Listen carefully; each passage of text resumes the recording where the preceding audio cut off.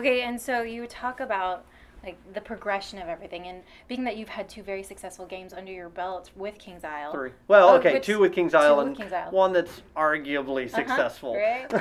And so, what elements did you take from those into this game? Yeah, it's interesting. Both Wizard and Pirate were. Those are games obviously aimed at a much younger demographic, right? It's 8 to 12, and then kind of a second hump for like 35-year-old, which is mostly like moms and dads playing with their kids.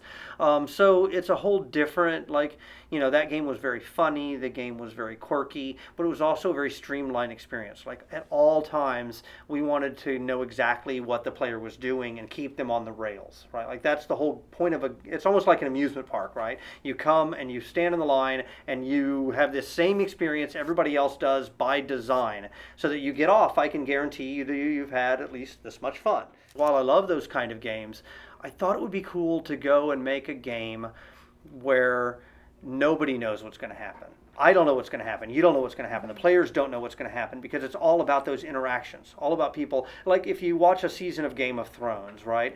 Those characters don't know what's going to happen because they only have this small view and they can only control this much of the world. So when you put them all together, some people rise and some people fall. In that case, very dramatically, some people fall. So I wanted that kind of a feeling out of a game, and I realized, you know what? I can't have that kind of an experience if I keep the safety wheels on. It doesn't work. I can't guarantee that everyone's going to have an equal amount of fun. Some people have to lose in order for other people to win.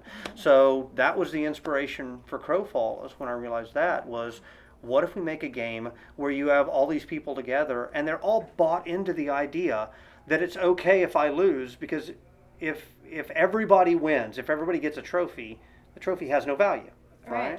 So that was the basic idea of, let's go produce that kind of a game. Let's see what we can really do when we put thousands of people in the same environment and we make it to where only one group of them can take the throne. That sounds interesting.